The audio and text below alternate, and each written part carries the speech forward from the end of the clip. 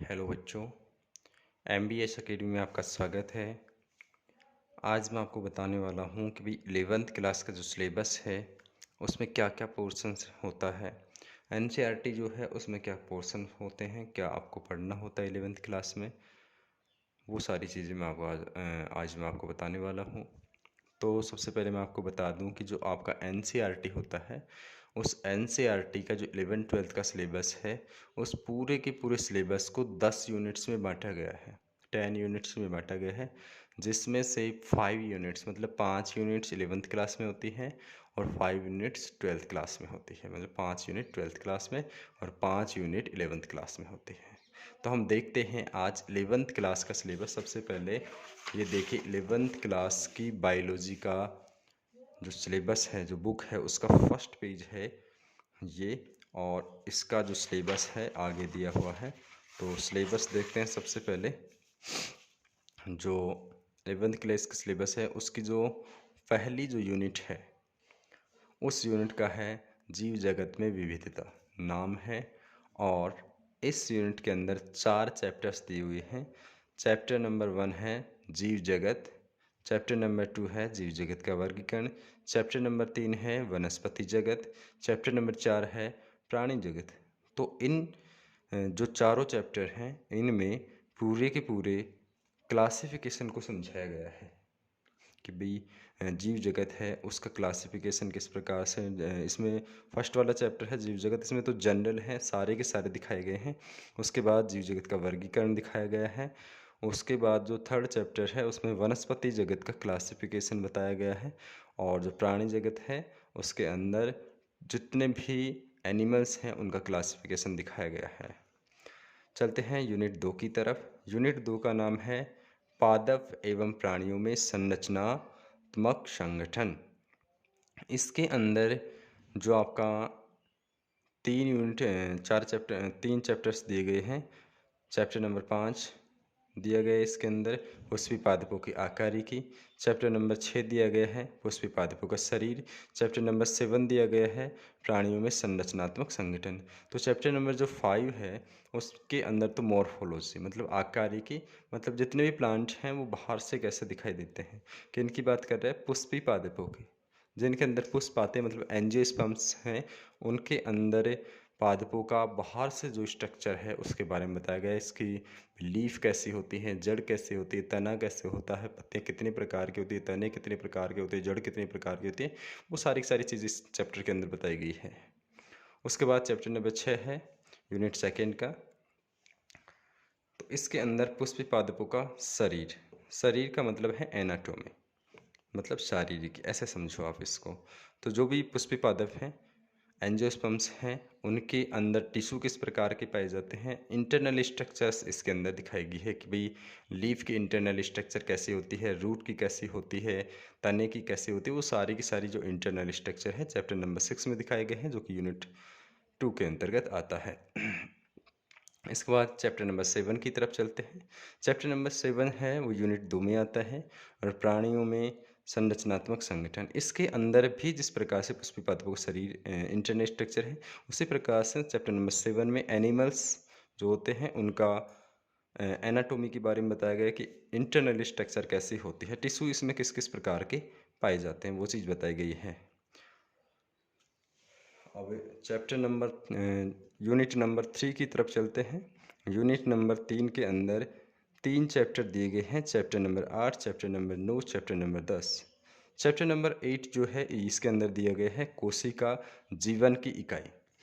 जो chapter number 8 है कोशिका जीवन की इकाई, इसके अंतर्गत जो कोशिका है उसकी जनरल चीज़ें बताई गई है। इसके अंदर कौन कौन से ऑर्गेनिजम्स होते हैं उनके बारे में बताया गया है कि वो उनकी संरचना कैसे होती है, वो फंक्शन कैसे करते हैं, वो सारी की सारी चीज़ें इसमें बताई गई है।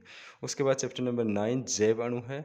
जैव अणु के अंदर ये बताया गया है कि जो एक सेल होती है, कोशिका होती है, उसके अंदर कौन कौन से पदार्थ होते हैं, वो कौन कौन से पदार्थों से मिलकर बनी हुई होती है, उनकी डिटेल स्टडी इसके अंतर्गत दी गई है। उसके बाद कोशिका चक्र और कोशिका विभाजन, इसमें दिया गया है कि कोशिका किस प्रकार से विभाजित होती है, नई कोशिका का निर्माण किस प्रकार से होता है। तो इसमें कोशिका चक्र दिया गया है। उसके बाद दिया गया है कोशिका विभाजन। तो कोशिका चक्र को दो भागों में बांटा जाता है। एक तो होती है इंटरफेज अवस्था। इंटरफेज अवस्था में G1 S G2 होती है, और जो कोशिका विभाजन की जो विभाजन प्रावस्था होती है उसमें उसको चार भागों में बांटा गया है: prophase, metaphase, anaphase and telophase. उसके बाद साइटोकाइनेसिस होता है, कोशिका दो भागों में बढ़ जाती है। तो कोशिका विभाजन के बारे में इसके अंतर्गत मेन रूप से बताया गया है। अब चलते हैं यूनिट नंबर 4 की तरफ। यूनिट नंबर 4 के अंतर्गत chapter number 11, chapter number 12, chapter number 13, chapter number 14 और चैप्टर नंबर 15 दिए गए हैं। चैप्टर नंबर 11 जो है, इसमें पौधों में परिवहन के बारे में बताया गया है कि इसके अंदर जो भोजन है वो किस प्रकार से एक स्थान से दूसरे स्थान पर पहुंचता है, और जो अपना पानी है, जो मिनरल्स लिए जाते हैं, खनिज लवण लिए जाते हैं, वो किस प्रकार से पूरे के पूरे प्लांट में प्रवाहित होते हैं, कि जड़ से लेकर के जो एपेक्स की जो टॉप है वहाँ तक पानी कैसे पूछता है, पत्तियों में भोजन बनता है, भोजन बनने के बाद पूरे प्लांट में किस प्रकार से वो परिवहित होता है, उस चीज़ के बारे में चैप्टर नंबर 11 में बताया गया है। उसके बाद में है खनिज पोषण।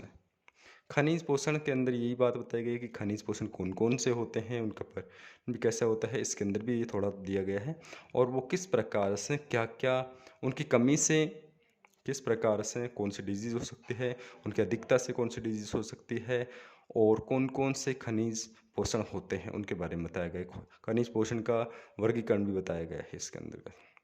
आगे देखिए चैप्टर नंबर 13 के अंतर्गत ये है उच्च पादपों में प्रकाश संश्लेषण। इसमें पादपों में प्रकाश संश्लेषण के बारे में बताया गया है कि भाई प्लांट जो हैं वो स्वपोषी होते हैं और अपना भोजन कैसे बनाते हैं। तो प्रकाश संश्लेषण की पूरी डिटेल स्टडी इसके अंतर्गत की गई है। उसके बाद चैप्टर नंबर 14 है। चैप्टर नंबर 14 में पादप में श्वसन बताया गया है कि जो अपन भोजन तो बना रहे, लेकिन उस भोजन को प्लांट भोजन तो बना रहे हैं, लेकिन उस भोजन का यूज़ कैसे करते हैं। तो जो भोजन बन रहा है उसका ऑक्सीकरण, जो भी फूड पदार्थ हैं उसका ऑक्सीकरण कैसे हो रहा है, इसके अंदर ये सारी की सारी बात बताई गई। श्वसन के बारे में बताया गया है पूरा का पूरा कि किस प्रकार से उनका एनर्जी अपन कैसे प्राप्त करते हैं पदार्थों से, वो प्रक्रिया है इसके अंतर्गत। चैप्टर नंबर 15 है वृद्धि एवं परिवर्धन। वृद्धि एवं परिवर्तन जो है इसके अंतर्गत हार्मोन्स के बारे में बताया गया है कि पादप हार्मोन्स कौन कौन से होते हैं, ये काम कैसे करते हैं, और इनसे क्या क्या फंक्शंस होते हैं उनके बारे में बताया गया है। प्लांट में कौन सा पदार्थ कौन सा हार्मोन ऐसा होता है जो प्लांट को ग्रोथ करवाता है, कौन सा उसकी ग्रोथ को रोकने का काम करता है, उन सारी चीज़ों के बारे में बताया गया है इस चैप्टर के अंतर्गत। चैप्टर नंबर इसकी जो यूनिट नंबर 5 है, यूनिट नंबर 5 पूरी की पूरी एनिमल फिजियोलॉजी के ऊपर डिपेंडेड है कि भाई जो और एनिमल फिजियोलॉजी भी स्पेशली मैन की है, मतलब ह्यूमन की है, मनुष्य की है, कि मनुष्य का जो पूरा का पूरा बॉडी स्ट्रक्चर है वो किस प्रकार का है, कैसे फंक्शन करता है, वो सारी की सारी चीज़ इसमें बताई गई है। तो इसमें अध्याय नंबर 16, 17, 18, 19, 20 और 21 और 22 दिया गया है। चैप्टर नंबर 16 जो है इसमें पाचन एवं अवशोषण के बारे में बताया गया है कि भोजन का पाचन कैसे होता है और उसको पूरे शरीर के द्वारा पूरे शरीर में किस प्रकार से पहुंचाया जाता है, मतलब उसका अवशोषण कैसे होता है। पाचन हो गया, पाचन होने के बाद वो शरीर के पूरे शरीर में भी तो जाना है, तो उसका अवशोषण अंदर कैसे प्रवेश करता है उस चीज़ के बारे में इसमें बताया गया है। चैप्टर नंबर 17 जो है ये आश्वासन और गैसों का विनिमय, इसमें भी यही बात बताई जाती है कि भाई श्वसन किस प्रकार से होता है, ऑक्सीजन कैसे अंदर जाती है, कैसे दी जाती है, कहाँ पे होता है, गैसों का विनिमय, मतलब ऑक्सीजन जा रही है वापस CO2 आ रही है, कैसे आ रही है, क्या सिस्टम चल रहा है, वो सारी सारी चीज़ें इसमें बताई गई हैं। उसके बाद चैप्टर नंबर 18 है शरीर द्रव्य एवं परिसंचरण। शरीर द्रव्य एवं परिसंचरण जो है इसमें रक्त परिसंचरण तंत्र के बारे में बताया गया है कि शरीर के अंदर जो लिक्विड है वो किस प्रकार से परिसंचरित हो रहा है, उस बारे में इसमें बताया गया है। मतलब रक्त परिसंचरण तंत्र के बारे में मेन रूप से इस चैप्टर में बताया गया है। उसके बाद उत्सर्ज्य उत्पाद एवं उनका निष्कासन, कि उत्सर्ज्य उत्पाद जो बन रहे हैं वो कैसे बन रहे हैं और उनका निष्कासन मतलब शरीर से बाहर कैसे छोड़े जा रहे हैं, क्योंकि उत्सर्जी पदार्थ जो होते हैं ज़्यादातर टॉक्सिक होते हैं और टॉक्सिक पदार्थों को शरीर से बाहर छोड़ना जरूरी होता है। तो इसमें यही बताया गया है कि उत्सर्जित पदार्थ कैसे तो बन रहे हैं और इनका निष्कासन कैसे हो रहा है। तो मेन रूप से इसके अंदर उत्सर्जन तंत्र के बारे में बताया गया है। इसके बाद चैप्टर नंबर 20 है गमन। गमन के अंदर पूरे के पूरे कंकाल तंत्र के बारे में बताया गया है और ये कंकाल तंत्र किस प्रकार से फंक्शन करता है उस चीज़ के बारे में बताया गया है चैप्टर नंबर 20 में। चैप्टर नंबर 21 जो है वो तंत्रिकीय नियंत्रण है कि अपना जो पूरा का पूरा बॉडी है उसके ऊपर ब्रेन का कंट्रोल रहता है, वो किस प्रकार से कंट्रोल होता है, किस प्रकार से सूचनाएं आदान प्रदान होती हैं, वो सारी चीज़ें इसमें बताई गई। रासायनिक समन्वय के अंदर ग्रंथियों के बारे में बताया गया कि ग्रंथियाँ कौन कौन सी होती हैं और उनके द्वारा कौन कौन से हार्मोन स्रावित किए जाते हैं, वो किस प्रकार से फंक्शन करते हैं, वो सारी चीज़ें इस चैप्टर नंबर 22 में बताया गया है। इस प्रकार से जो 11th क्लास का सिलेबस है उसमें टोटल 5 यूनिट और 22 चैप्टर दिए गए हैं।